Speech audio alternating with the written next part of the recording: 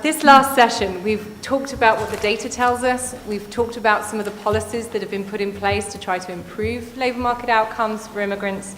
And this session is really to talk about where next. What can we understand about the next generation of integration policies that might be put in place and might be needed in order to improve outcomes for immigrants, to reduce disparities in access to services, and bring together disparate actors. We've talked about the various different actors that are needed from on-the-ground service providers at local level, the role of employers, but also the need to bring together actors focused on the integration of migrants with actors who think about this in terms of public employment services more generally. How might we think about bringing these together? And in that context, we have three very knowledgeable speakers, and I'm going to ask them each to speak for just 3 or 4 minutes each to sort of offer an introduction of their perspective on these issues, and then we're going to go to a Q&A session, at which point you guys are implicated and you need to start talking as well. And we'll start with Laura Corrado, who is the acting head of Immigration and Integration within the DG for Home Affairs in the European Commission, who can hopefully give us a sense of what the Commission sees as the big upcoming issues in the next few years. Thank you.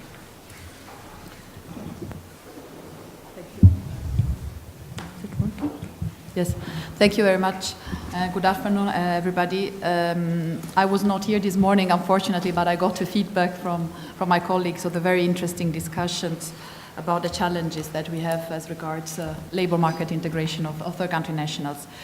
It's also a difficult period for the Commission to speak because we have a new Commission and the work program of the Commission is being discussed these days between the different commissioners. Of course, difficult to go into the details, but clearly I think there is a certain continuity in the policy of the Commission in this area, and we have some ideas, of course, that we hope we will be able to implement in the next years with the new Commission.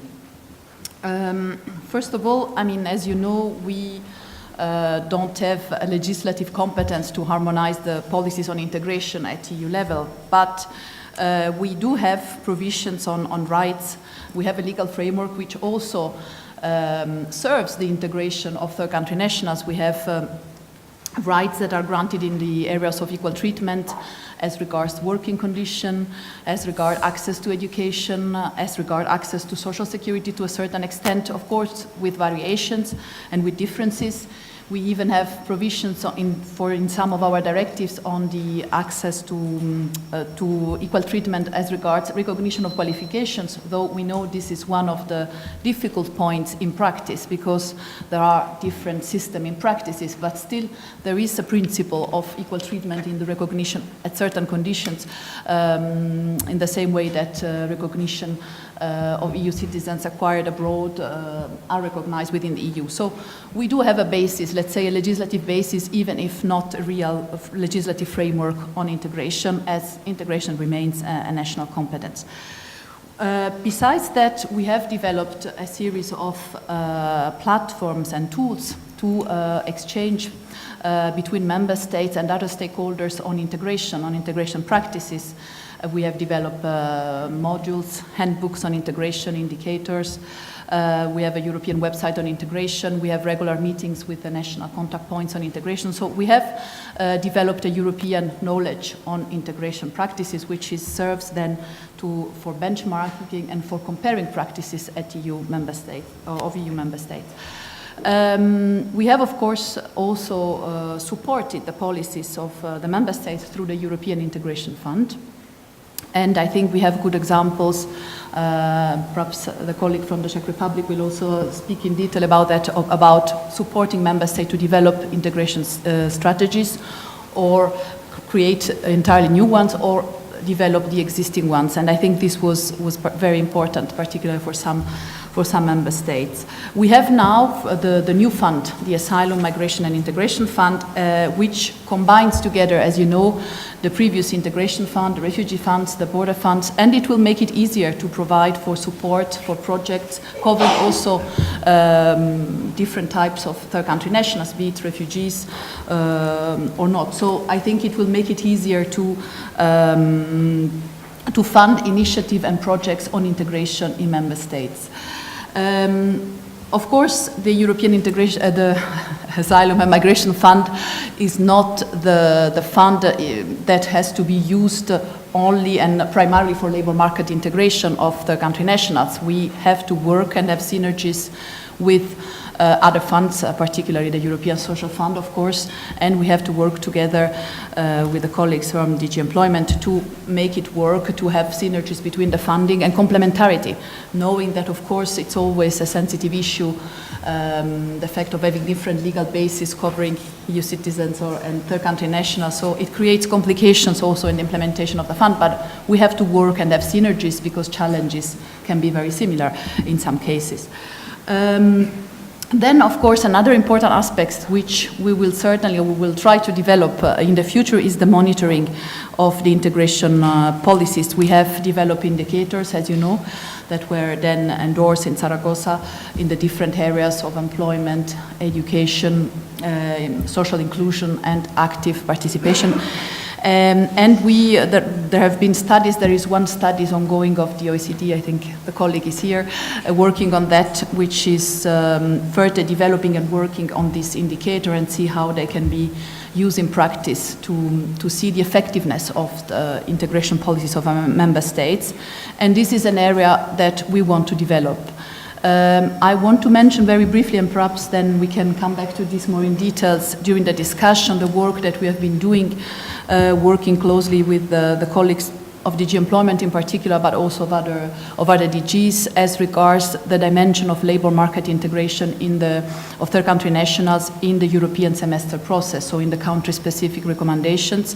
Already this year, for 2014, there are 6 countries where there are, let's say, the migrant dimension is included somehow in the country-specific recommendation as regards labor market integration. So they are identified as a category that needs specific action. And we will continue this work this year, and even with a closer cooperation with the core DGs to be sure that this dimension is well integrated in the process and for the future.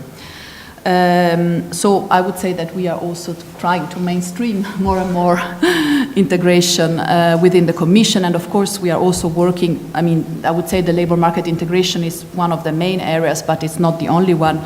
We are also working as regards education, so as regards educational outcomes with DG Education and Culture, on social inclusions, also with DG Employment and on other aspects. So I think we will continue to work in this direction, trying to focus more on the monitoring part and anchoring this process as much as possible to the European semester, which is a let's say, established process and which allows us also to have an impact on member states' policies, and therefore we think it's very important to continue to work on that. And with the tools that we have at our disposal, we will continue to support the action of member states in this area. Thank you very much. More for later. Fantastic. But if I can just ask one immediate follow-up question. You know, the development to incorporate migration within the European semester, which is already a step forward in terms of having member states think about it in a mainstreamed fashion. When you're confronted with policymakers who are responsible primarily for employment outcomes, is it difficult to convince them that migration is a significant part of their set of priorities? I mean, there are 6 member states who are already involved, but is it something, it's obviously extremely important from the point of view of immigrants. The labour market aspect is clear from the immigrant perspective.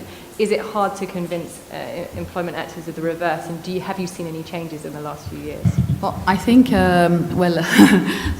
no, for some member states, I think there was, I think I can mention, for example, Belgium, we have, at some point, I think we even considered to have a specific recommendation only on labor, on migrants, on third country national, because there are situations where the gap on the labor market outcome are so evident that I think it's also in the interest of the member states to act on that. So I think there is more and more an awareness, and Eva will correct me, that also from a member state side that this is a very important aspect. Of course, it's not only the migrants, there can be other categories at the margins of the labor market, but I think especially for those member states where there is an important gap in labor market outcome, it's also in their interest, I would say economic and not only, to address this issue specifically and to have also specific recommendations.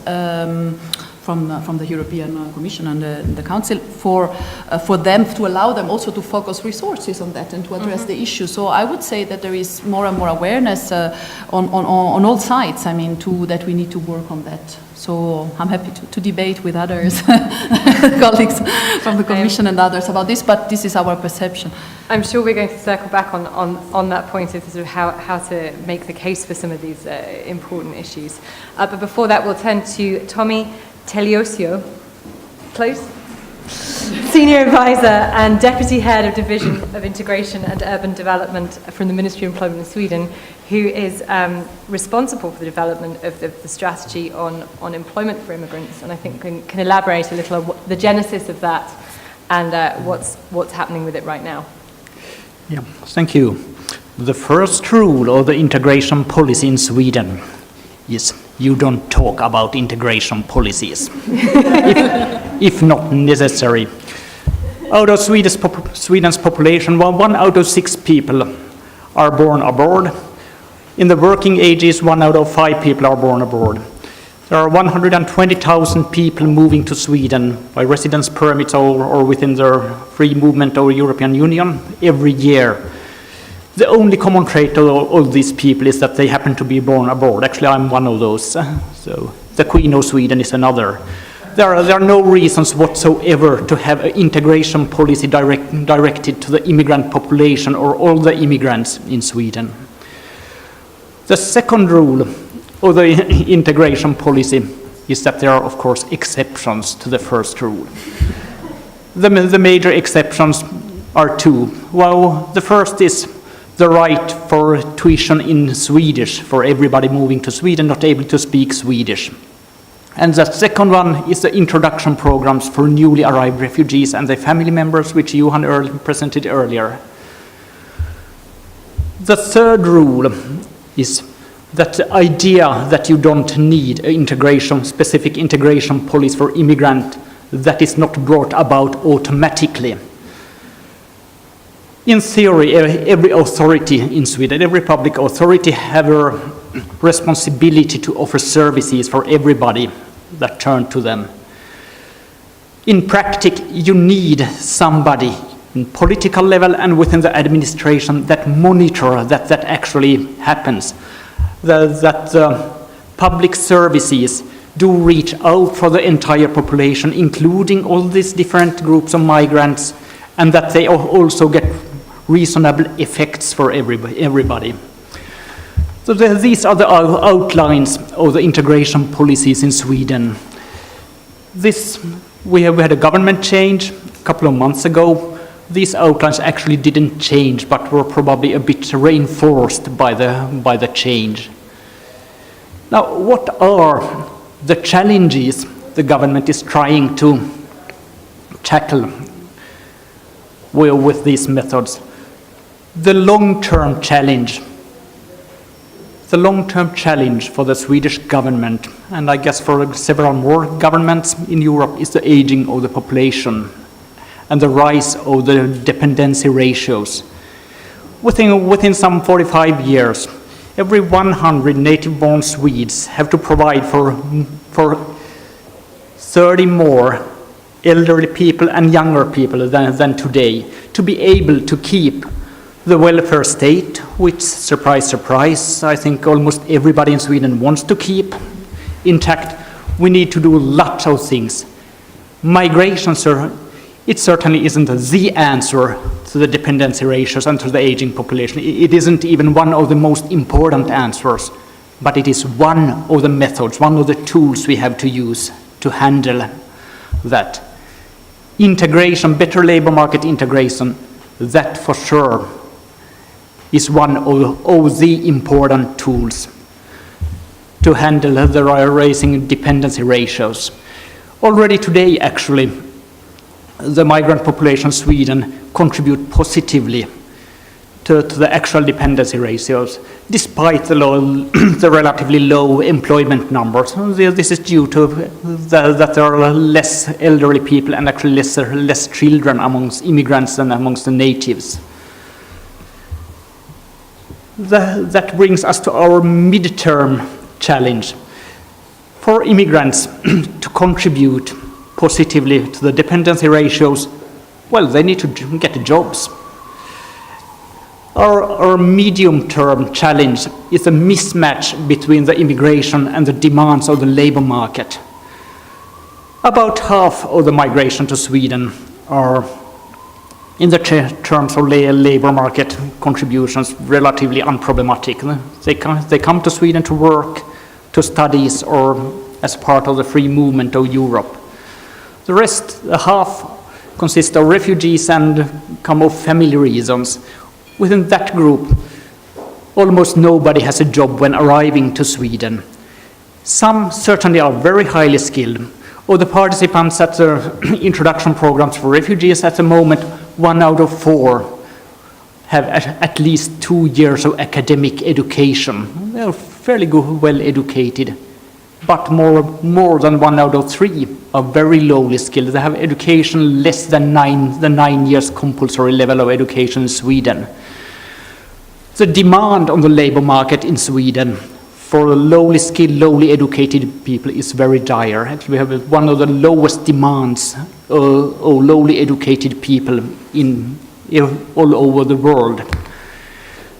Now, for the highly skilled immigrants, we do have lots of tools to handle that. For the lowly skilled, there are just 2 methods. Either we have to raise the demand of lowly skilled labor by lowering the cost and risks for employers to employ people taking risks for them. That is one method. Our former government put quite a lot of emphasis on that. The other way is to educate people, get them from low skilled levels to at least medium skilled levels. I will say that the new government in Sweden will put more emphasis on the latter one. Of course, this is not a choice between two options. We have to combine both of these methods. In shorter terms, we do have several challenges. Several of these were mentioned by Johan earlier. I do think that we have all the pieces of the puzzle in place for labor market integration within the integration policies. But we have some serious issues about the quality and the implementation of the measures for integration. I will say that probably the most low-hanging fruit at the moment is to get more of the younger, very low-educated immigrants into long-term educations very soon after arrival in Sweden. As I mentioned earlier, a little bit more than 1 out of 3 of the participants in the introduction programs have an education shorter than 9 years. Only 1 out of 25 use that time of introduction programs to participate in adult education in primary or secondary level. I think that we could raise those levels quite easily a bit. We have some serious challenges with schools, the ability of schools to provide education for children that arrive, especially after the ages of 10 and 11, and that we have to do some serious work with. Then we also have a little bit more acute challenge with housing, providing housing for a high number of refugees and asylum seekers coming to Sweden. I think I will round up here and open the floor for questions or remarks. Thank you. There's a very, very clear and very honest setting out of some of the key issues in Sweden, and it's the first time I've heard Fight Club invoked in a panel discussion, so you get extra points for that. And last but certainly not least, I'd like to turn to Katerina Stepankova, who is the head of unit for international employment cooperation at the Ministry of Labour and Social Affairs in the Czech Republic, who's going to outline for us a little bit about the Czech Republic's set of priorities in terms of integration of immigrants into the labour market. Thank you, Elizabeth.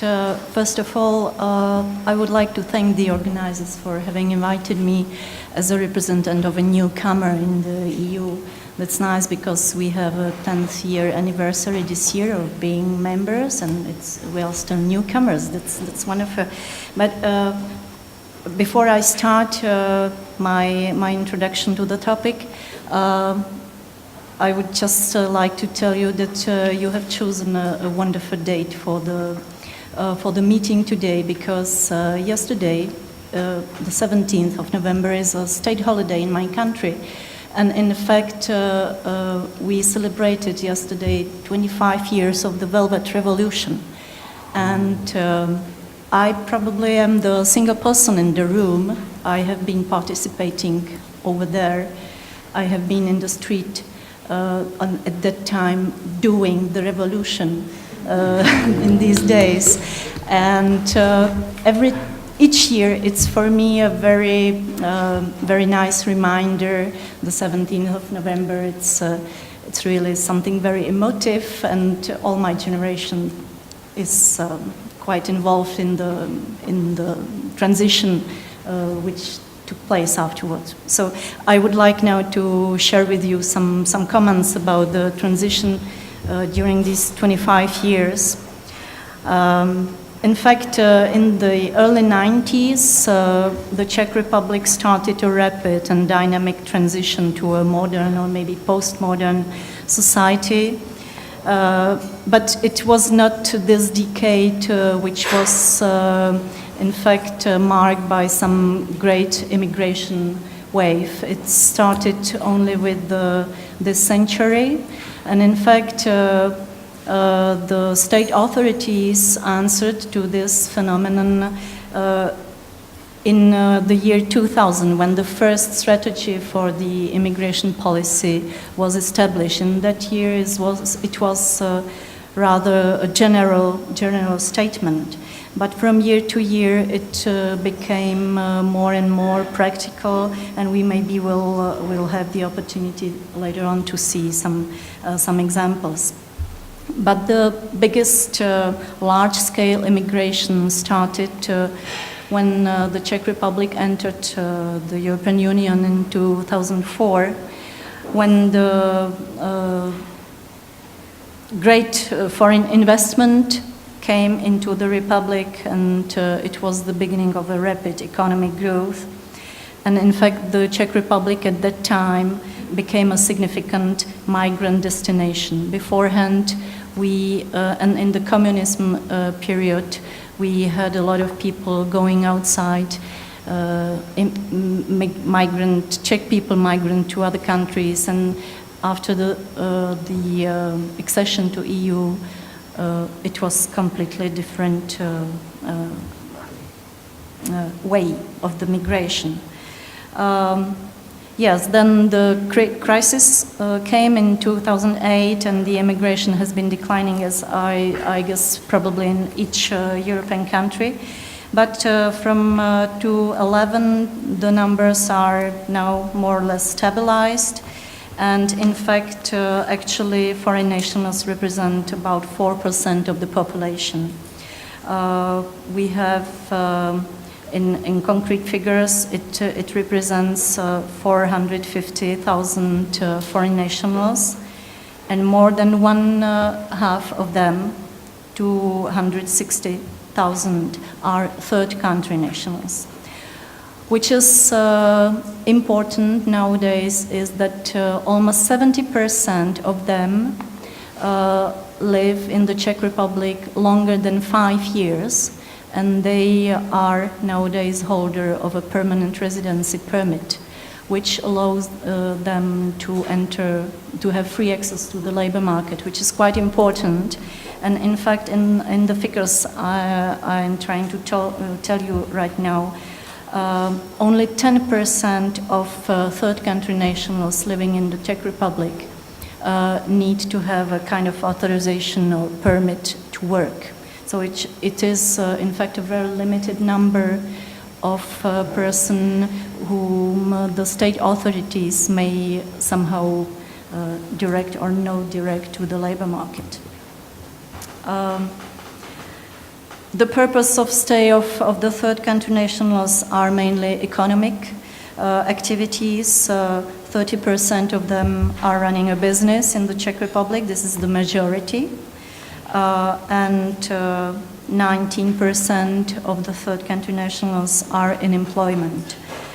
The others have come to the Czech Republic for the purpose of reunification, family reunification, and 16% for the purpose of education, which is also a quite huge number.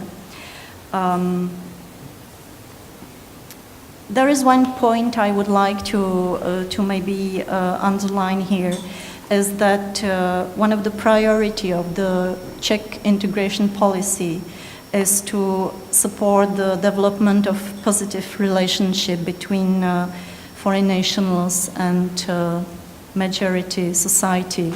And in fact, I think we are doing pretty well in this context because the Czech society in general accepts very positively foreign nationals. We have no problems, no conflictual situation, which is, we are proud of it.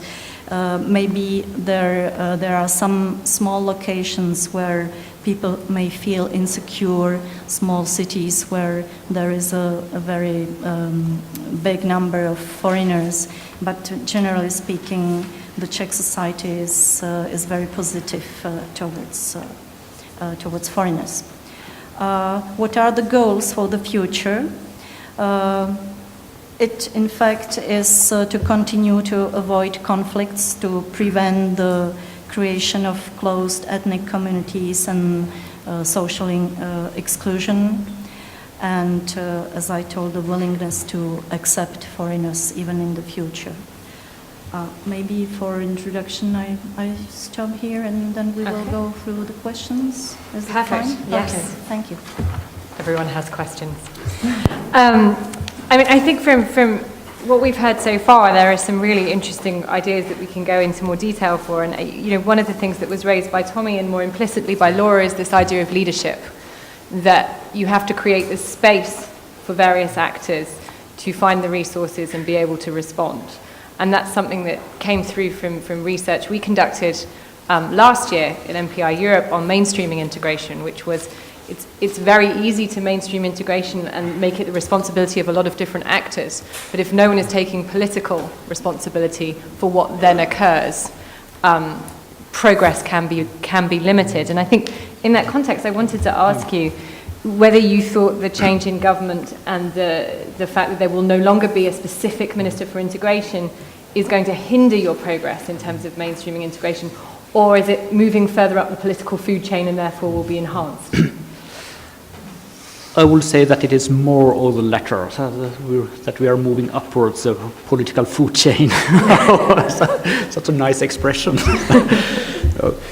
Yeah, as I said, yes, I certainly do think that if you are heading for mainstreaming approaches for integration policies, you need, as I said, you need to have political leadership for that. You need to have a relatively high-level politician, a senior minister within the government offices, having a responsibility for coordinating and monitoring the integration. Earlier, Sweden has had specifically appointed integration ministers. 2 months ago, the responsibility for this coordination was moved to the Minister of Employment. Well, given the overall priority of integration policies, which is very much about employment policies and using employment service as our main tool, I think this is quite a good idea. And given the need of having high-level coordination, well, I would say that in general terms, the Minister of Employment in Sweden is a bit higher in the ranks and informally than the specific appointed Minister of Integration. At least the Minister of Employment has resources on authority, and both political resources and also money to budgetary resources to carry out activities, which might not be the case of specific ministries with only one purpose, to coordinate the integration tasks. Thank you, and I think it's a really helpful for thinking about the different constellations in which you can organise some of these the institutional actors. And in that context, perhaps I can ask you, Katarina, in terms of the Czech Republic's relatively a newcomer to some of these concepts, and perhaps you could run us through the process of institutionalization and whether leadership has played a large role in terms of the importance of this issue within the employment sector as a whole. Yes, definitely. I think the leadership is necessary, as Tommy said already. Our experience says that they need to be a clear framework. And in my country, the main ministry giving the framework is the Ministry of Interior. But we are several other ministries, as my Ministry of Labor and Social Affairs, and Education and Health Ministry. We cooperate all together with our colleagues at the Interior to give the framework practical design. But we have learned one thing, and it is that we definitely need to decentralize the topic of integration, and we have to cooperate very closely at regional level with local authorities and with non-governmental organizations.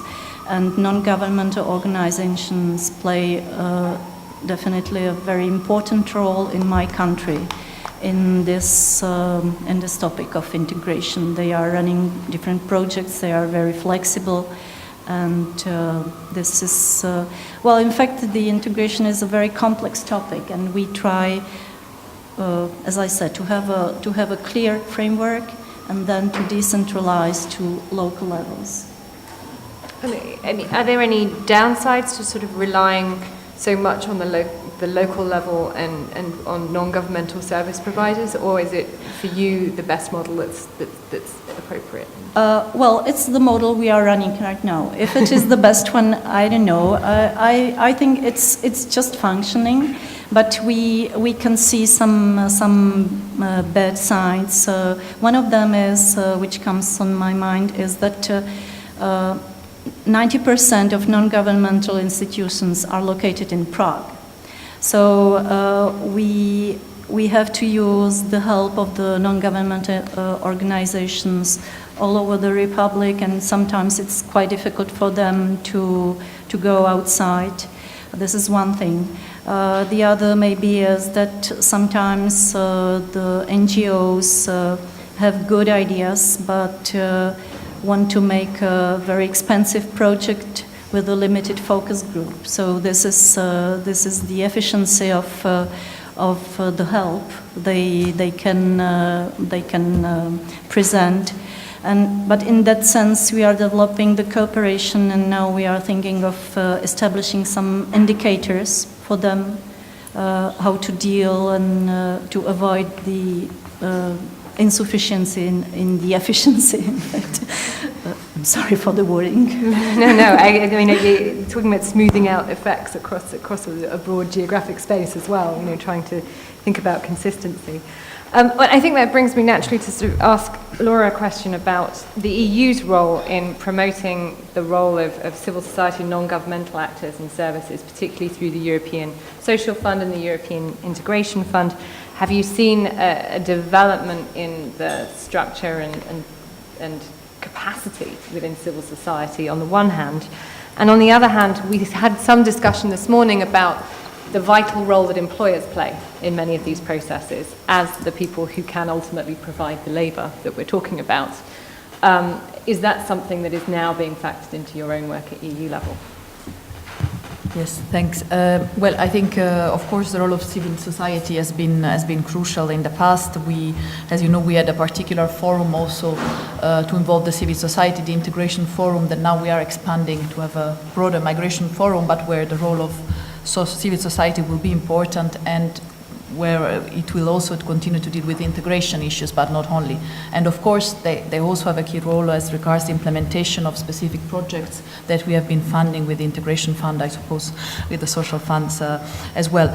As regards the role of the employers, I think also from your research, it comes out that the public employment, on the one hand, the public employment services, so from the government, but also the employers themselves, they have a key role in fostering the integration in the labor market, both in terms of training, of upskilling of the migrant labor force. So I think it's certainly something we will be looking at. As you know, we have launched the idea earlier this year of having a sort of platform for structural dialogue at European level between with the employers, trade unions, and so on. And I think this could be an element, an issue to be analyzed further and to be discussed in that context, because of course when we are talking about maximizing the benefits of migrants for the European economy, we have to look as well at those that are already residing and that maybe are underemployed or overqualified and work on that, and as well as at needs from outside that there might be for certain specific skills or occupations. So I think that's certainly something that we are going to do and to work on next year, and to see what else can be done at European level, complementing actions at national level, of course. I'm going to open it up to the floor shortly, so prepare yourselves as a group. But before that, I want to come back to something very interesting that you said, which was we're focusing on the low-hanging fruit, which is a group that is important to integrate, and yet we understand how we can integrate them. And in that context, you were talking about young, low-educated, who you could get into full-time education, where you understood how the investment would be realized, as far as if I'm understanding you correctly. And I want to throw this out to all three of you to elaborate a little bit on, is it possible to think about investments in a differentiated way for different groups? And if so, what that might look like within your own country, given that we are talking about people with very different skill levels, very different age groups, and very different needs. Is it worthwhile to think about these types of labour market integration policies in a differentiated way and look solely at the cost-benefit analysis, which is what many people, and particularly in the UK, sort of focus on the cost-benefit analysis?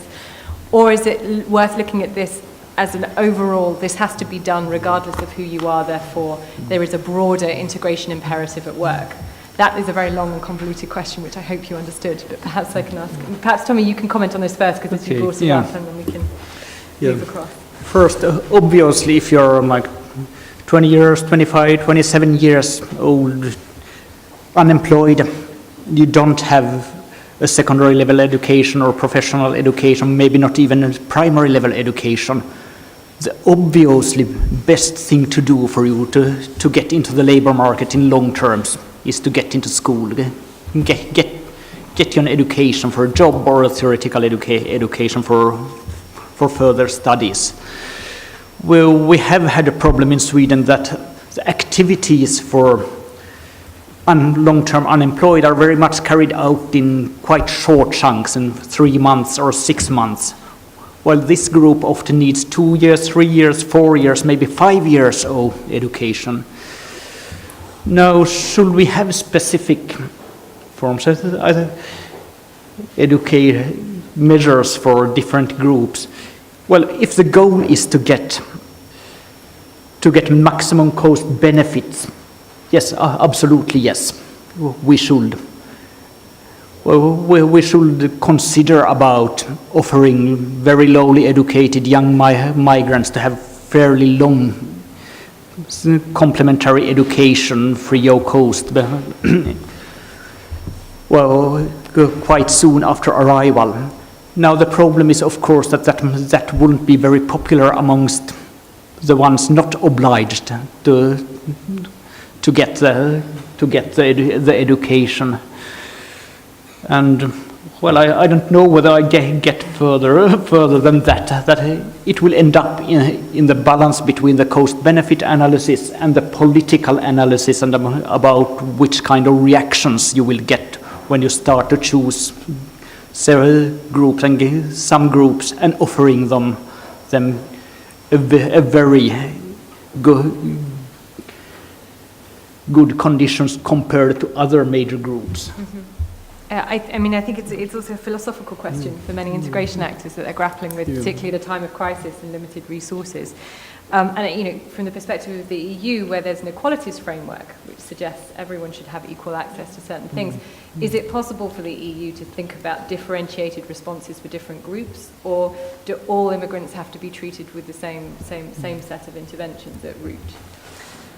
Well, no, I think it is possible and it can be appropriate in certain cases. And in any case, we have also indicators as regard education and educational outcomes. And I think in some of the recommendations that we have, that was also one element beyond the labor market integration. So certainly, for me, it's not a choice. I mean, first, I think it can be part of the cost-benefit analysis, because if you invest in the education, especially for the age that you mentioned, there can be a return later on. So, and secondly, of course, when we talk about integration, now we are focusing on labor market integration, on the economic dimension, but we have to bear in mind the broader, let's say, the social cohesion, so the broader inclusion of people into society. So it's not only, I mean, there are also non-economic costs that we have to bear in mind of non-integration. So I think certainly we are for quite a comprehensive approach to this, and of course then for member states to see how to target that and to find the specific issues, but certainly we need to differentiate.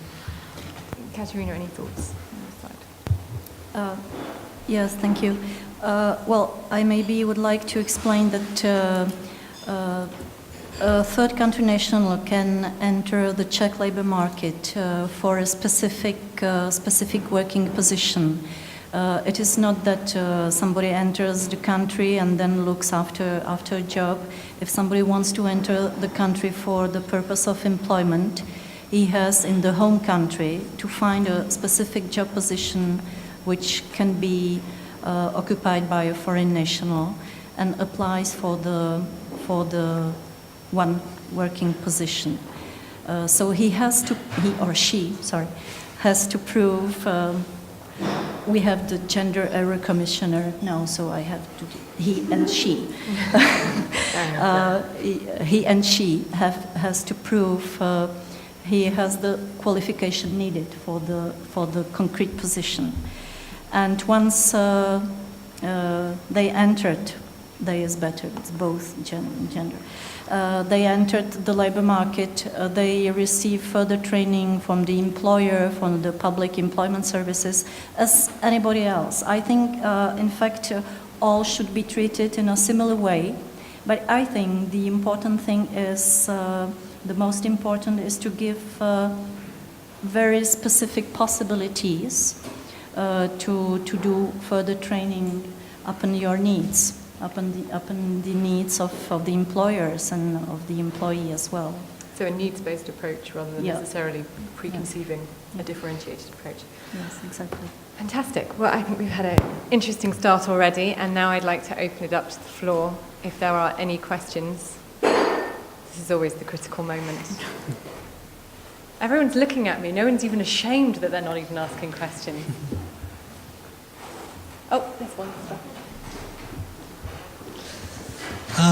On the point you made about encouraging public employment services to participate in this agenda, following a regulation that came into force in May, I think, this year, all member states are now required to produce data on how effective their public employment services are in influencing the labour market.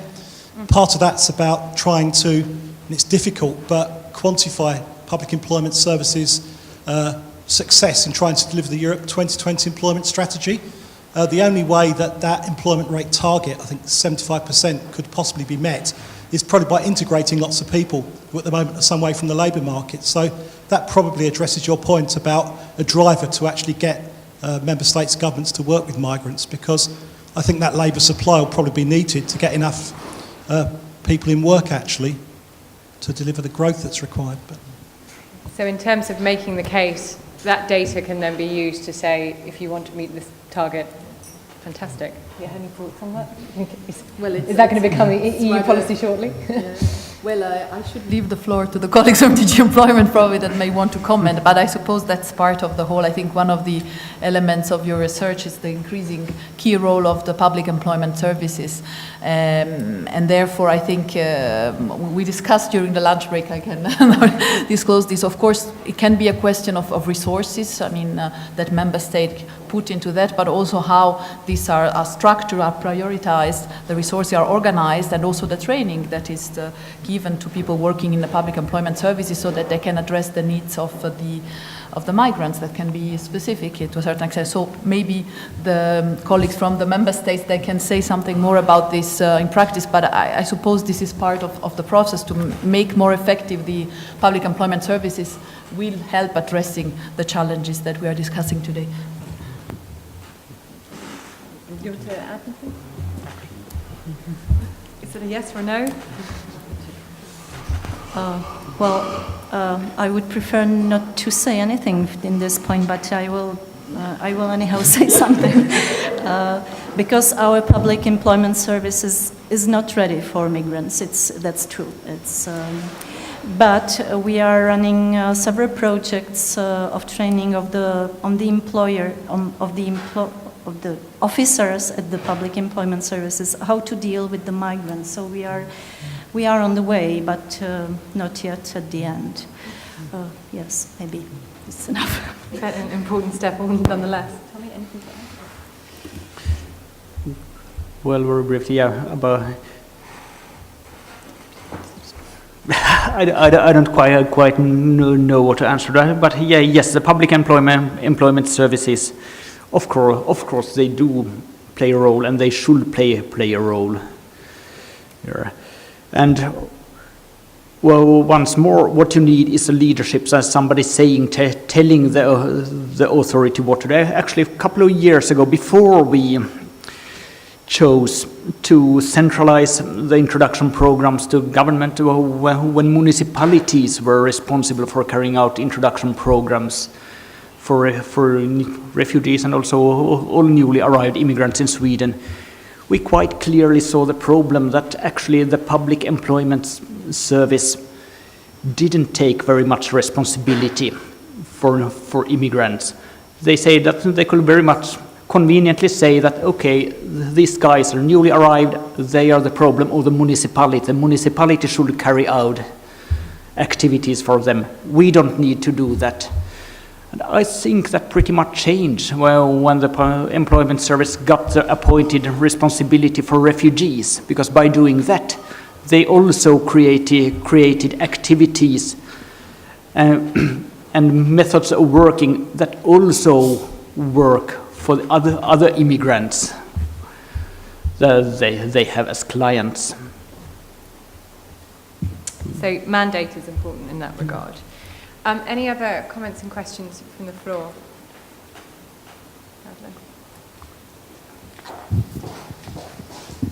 Thanks. I have two questions. The first is I wanted to just follow up on something that Katerina raised, which is the geographic differences in the availability of different services, either because the providers are all concentrated in one place, or maybe certain services are more difficult to provide in areas without so many immigrants.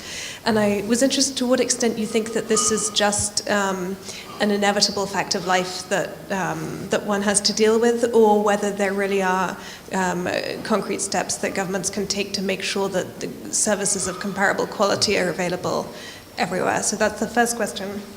And then the second question is about mobile EU citizens and what sorts of services should be available to those people. I mean, generally, for the most part, they don't tend to be targeted by most of the integration policies now, and I'm interested in your perspective as to whether that should change, and that mobile EU citizens with similar needs should be treated more similarly to third country nationals with the same needs.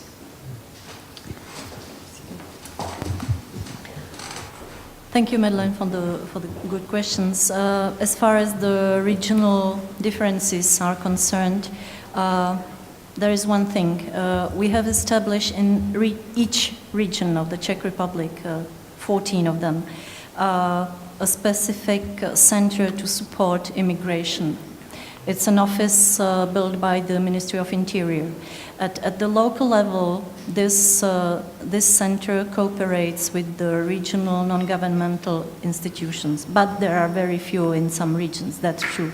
But what is true also is that the majority of third country nationals are living in Prague, Brno, and some maybe 2 or 3 other big cities. So the demand is in fact the most important in the big cities where the non-governmental organization exists. So Yes, but later on probably we will go to have NGOs also in the frontier regions. And what was the second? Oh yes, the EU citizens. EU citizens have free access to labor market. They are considered as, in fact, in that sense, as Czech citizens. But what is one important thing in my republic is that a lot of projects going to immigration are financed mainly from the European funding system. And several years ago, it was not possible to include European citizens in this system. But in the last time, it is now from time to time possible. And my unit, for instance, is running a program to avoid a labor exploitation for Bulgarian and Romanian workers in the Czech Republic. So we are aware of the problems because this is quite a new category of workers in our labor market, and we try to avoid the conflict situation. Thank you. If you have anything to say, particularly geography. Yeah. About the geography, it's actually a very good question. One of the problems is that it's a bit of unsolvable question. On one hand side, we wish that everybody gets same high quality support. To achieve that, we have to coordinate and centrally govern and steer the initiatives. Drawback of that is then you also close the doors for good local initiatives and create a quite slow system. We are actually trying to find the balance between the right of having same kind of support all over the country and the possibilities for locally take local initiatives and develop new methods. So we don't have an answer on that yet on the introduction programs in Sweden, but it is one of the major issues that we have to deal with. About EU citizens, well, first, that only refugees or family members of refugees should have some special support. Well, that is not automatically the correct target group of special measures for immigrants. There is debate in Sweden too about whether more people should be included in introduction programs in one form or another.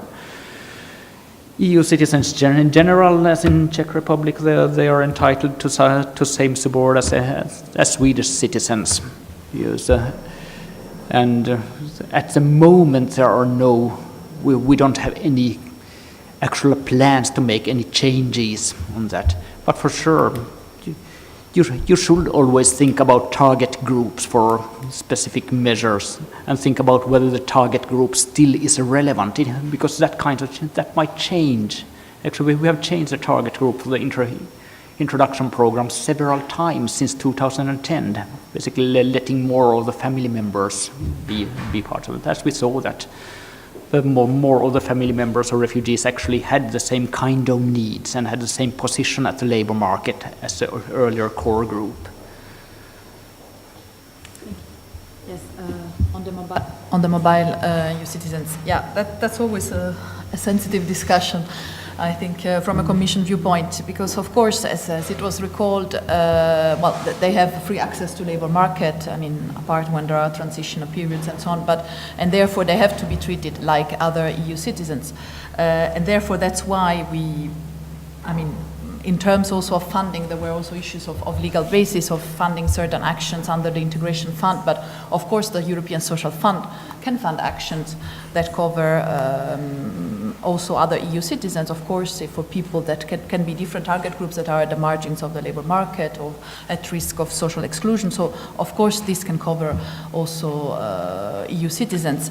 But, of course, what we as a Commission, we want to avoid is that we somehow approximate the rights of the EU citizens to those of third country nationals instead of the contrary, as it was the objective of Tampere in 1999, meaning not to reduce the rights to free movement of EU citizens. That's I think it's a very clear line from the Commission side, so that must be very clear. Then if there are specific needs of certain groups, of course they can be addressed through the social fund, but, and there can be, I mean, in specific cases, that's out of the question. But, so the question is not to provide support to certain specific groups that can be other EU citizens or own citizens, but not to use this in a way as to reduce the rights to free movement of union citizens. That's, I would say, absolutely the red line. That for the rest, I think we are open to different actions that could cover also union citizens that would need support for social inclusion. Thank you. Are there any more questions or comments from the floor? Kostas, gentleman here. Yes, I think there is a link between your previous question, Elizabeth, about the possibility to target integration action. And I mean, this discussion brings into my mind the difficulties we had at the European level because of the definition of migration. When it comes to DG Home, we are talking about third country nationals. And very often in the real life, the children of migrants, who are not third country nationals in many countries of Europe, have exactly the same problem. So if you have a fund that is funding third country nationals, I mean, the effort is to target some specific need, but if you have this kind of limitations, you make wrong definitions. And it's better to have a broad approach rather than to narrow, because if you narrow, you exclude some people who have the same need like the other ones. Mm-hmm. So it's a real debate. I mean, there are also other difficulties than to target. Maybe on this side, I had mentioned before the contribution to the European semester, and it is true that there we use a notion which is broader than third country national. We refer to people with migrant backgrounds, which can cover also people that have then naturalized afterwards. We will see, I think we will have to discuss in the current exercise if we keep this or if there is a need and scope for differentiation, if the problems are similar or can be, let's say, different for those that are third country national compared to those who have then naturalized or not so. But it's true that there is these discrepancies. I mean, well, for legal reasons in the first place, but also, as I said, in terms of not lowering the rights, then in other cases it might be more relevant, meaning if the problems are the same, and then of course we want to favor labor market integration of all those who can be marginalized. So in that context it can be less problematic, but we will have to discuss with the colleagues of DG Employment further. I don't know, there was an intervention, I think. Yeah, and I think it's worth also noting that in different countries the concept of a migrant changes drastically, you know, whether you're talking about Germany, Netherlands, Denmark, where it's second and third generation is included, or France, where apparently after 6 months you're done. No. But it can vary drastically, and I think that approach of thinking about marginalized groups and thinking about a needs-based approach helps you circumvent who is a migrant and focus rather on, well, what does that particular individual need, which is perhaps the way integration policies will be moving in the future. So. Hi, Philip Tanner from DG Employment. I hope you won't mind if I, instead of offering answers, actually pose some extra questions. So I was wondering how much you think the future efforts should be targeting pre-arrivals.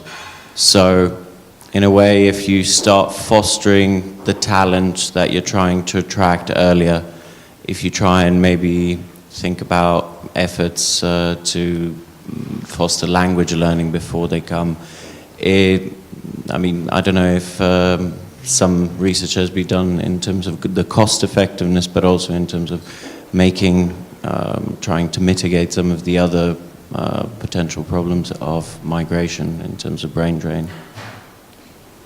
Would anyone like to tackle this? I Yeah, have sure. some thoughts as Yeah. well. Yeah, I do think that you should consider pre-arrival measures. I think that the most benefits will probably be amongst the family migrants. Most of them do know about that they are going to migrate at least a couple of months before arrival. It's actually quite plenty of time to start learning language or getting acquainted with the country if you or trying to get your school grades validated in the new countries, especially within that group. I do think that there are quite good chances that you could get good cost benefits of starting early. Is this something that you're planning? Alas, we are not planning to do anything like that at the moment. It is also an issue about priorities. And at the moment, we choose to prioritize the people who already are in the country. This is actually something one of our colleagues is working on at the moment. She's unfortunately had to leave at lunchtime, but she's looking at the role of sending countries in the integration of immigrants within the EU. And it's notable that most pre-departure programs they're extremely politically sensitive, especially if they are required, and tend to have limited results, I think, if so. But it's also notable that most pre-departure programs are done without very much consultation of the country in which that person is residing. So there's no link up to the actual needs, skill base and knowledge of that person. It's just a sort of pro forma pre-departure set of ideas put in place, which then have a limited effect. It might give you extra knowledge about the country you're moving to, but not necessarily link up with the skills and experience you already have. So I think there is a role for thinking about pre-migration measures, but in a much more holistic way. And particularly when you think about recognition of qualifications and training schemes and sort of preparing people for what they might need to do when they arrive, but also what they can do beforehand.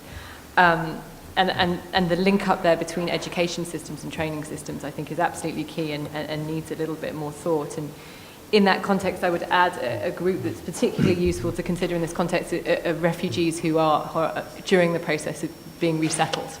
Because I think there's an enormous amount you can do there in terms of preparing them for being in countries, but I think it's underutilised as in the current climate.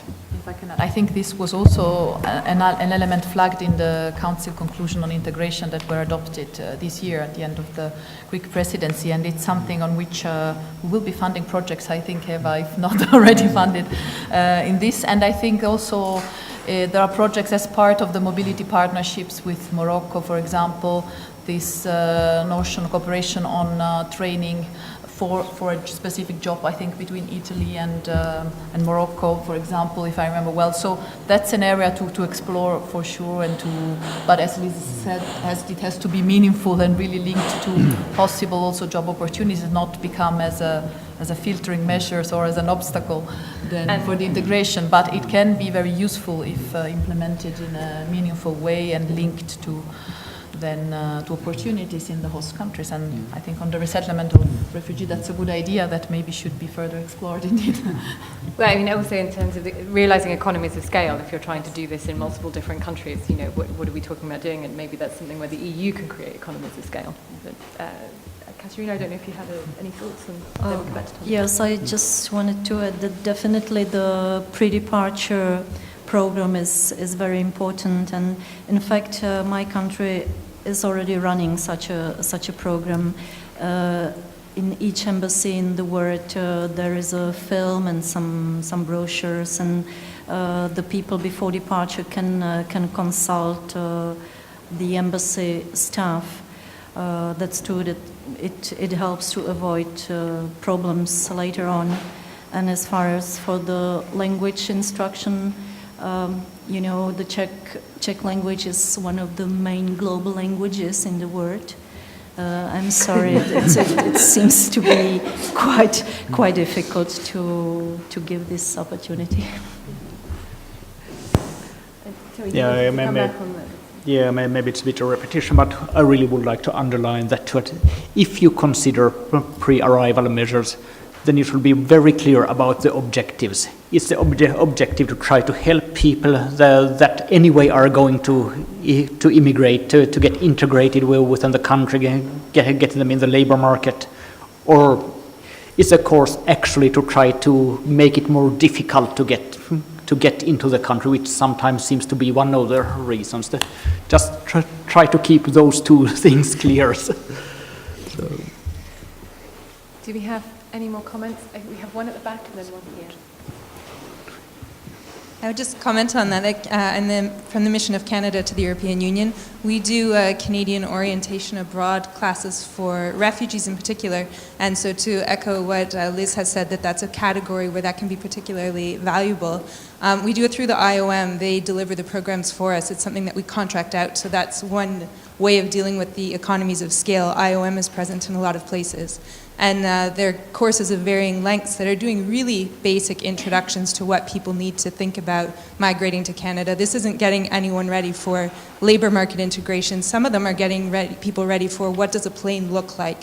Where's a bathroom on the plane? Or one I attended in in Pakistan with Afghan refugees was how do we get our carpets to Canada? Because that was a significant preoccupation. But tailoring these sessions to the migrants and what their needs are from their perspective as well as what we think they need. It's kind of a give and take in working with local experts that understand these communities and trying to find something balancing what really are the most important things they need to make their arrival in Canada successful is something that we found quite useful.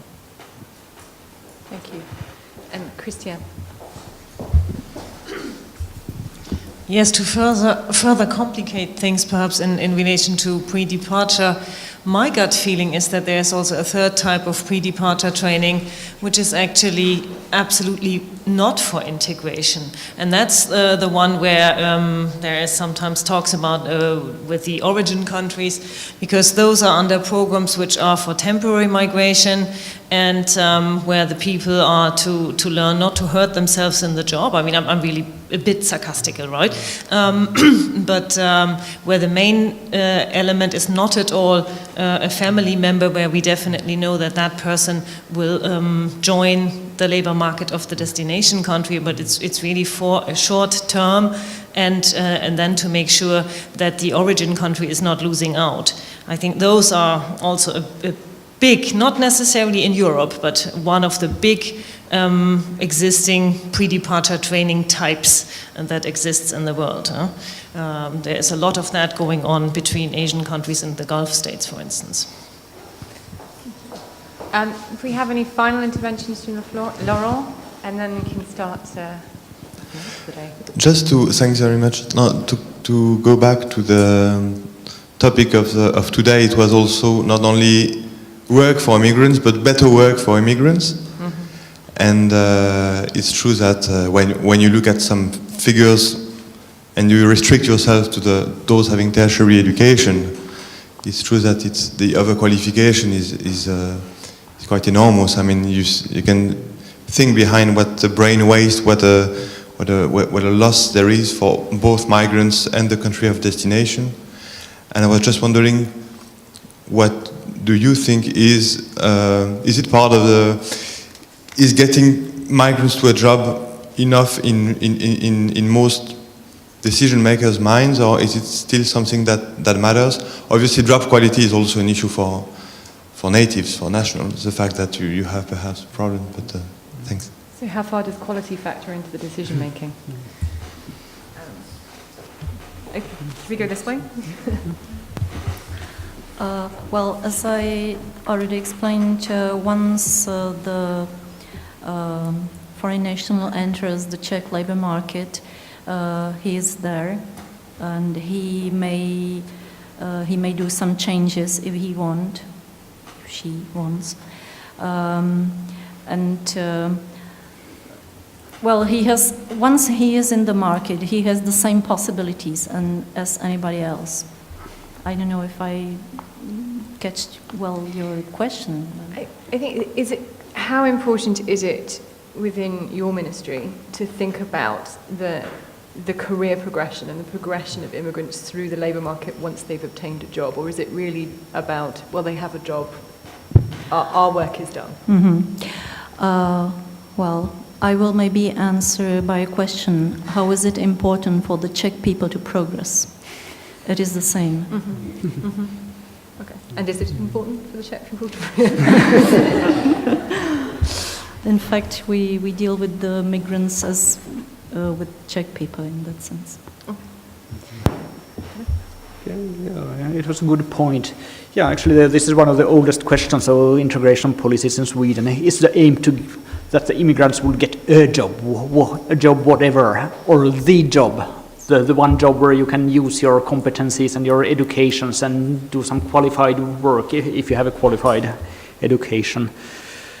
And the answer is that actually there is no change between integration and all unemployment. Every unemployed person have to maybe do that question. Do I strive after getting a job, whatever job? Or do I strive after getting a job where my earlier educations, earlier experiences are used? And there is no really simple answer to that. That is a very individual question, and the answer is very individual. So of course, we hope that everybody will be able to use their competencies maximum, and that would be very good from economics viewpoint too. If you could use the educations and competencies of every single person. The reality is that we don't. We won't get all the way there. Some people will be over-educated for their jobs. If your education is from another country and you don't speak the language of your host country, well, the risks are probably higher that you won't be able to entirely use. So what can we do? The question for the public sector, for public employment services, what can we do to together with you make a realistic plan for you and help you support to carry it through? Thank you. I mean, it's a deeply held secret in this town, but I'm extremely lazy, and I often wonder how I could live up to my potential if I weren't. So personal characteristics are also a part of that dynamic as well, I think. And Laura, we have an indicator now at European level that looks at the employment rate for immigrants versus natives. How far is it in the next few years going to be looking at then the gaps between qualifications and competencies and the quality of the job itself? Or is that currently a step too far? No, I think it's an important question. I mean, we are always struggling with that as well. The problem is that, in terms of formal recognition of qualification, there are some steps towards equality. As I said, we have in our migration directive an equal treatment, at least theoretically, that extends the directive for EU citizens to the recognition of formal qualification. But of course, the national procedures are complex in practice and burdensome, and that's the first thing. And then, as you also explain, there are also informal barriers. So it's not only the formal qualification as such, but it's also the level of proficiency of the language and other. So I think we need to find a way to work on that. And I mean, I don't know, through perhaps developing best practices, because there are member states that have made step forwards towards improving the mechanism for recognizing qualifications. And as you suggest, perhaps the employers have a role, and there have to be incentives for them to favor the training of their country national. Not only, I mean, the problem I see also hearing is that, of course, when you have also an issue for your own nationals, even if theoretically you have an equality of treatment, I mean, it might be challenging, I mean, to focus also on those that are per country national, those that are maybe they have more problems in getting their qualifications recognized or in getting the job at their level. So I guess it's a big challenge for member states, for us, but we certainly an issue on which we will work further also at European level to see what we can improve in practice. Thank you. And we're just drawing to the end of this afternoon's discussion, and I want to ask one more question of each of you. And here you have a choice in which question you answer. Question one is, what have you learned from the research from this project that has either surprised you or you will take away and transfer to your own daily work? You can either answer that question, or if you have found the research entirely boring, you can imagine that Megan is a policy official from a country that is just about to develop its labour market integration policies. What would you tell her, from your own experiences, not to do? And I will start at this end, and we'll go in this order. Tommy. Okay. You can choose which one. Well, I'm a Swede. The tradition of Sweden is giving good recommendations for other people. So, so okay. Well, what lessons have we done in Sweden? Having the integration policies in Sweden were formed 1997 to 98. Actually, I've been part of them at national level since that. So the lesson one, I would say, is to have clear goals and priorities in long term. I would say that the first 5 years of integration policies in Sweden were wasted because we didn't know what we wanted to achieve. We try to grip everything. We try to handle the social cohesion, labor market problems, violence in the name of honor. Actually, I spent quite a lot of hours with the National Athletic Association in Sweden wanting to recruit more immigrants to athletic clubs. Oh, I wouldn't say that is the most important prioritized integration problem anymore. So whatever you want. Sweden has chosen to have a priority on education and labor market. You don't necessarily have to have same priorities. The context and needs are different in different countries, but try to choose 1, 2, or 3 specific prioritized long-term goals, so you have a line of sight in long term. Then, of course, you now and then have to do other things.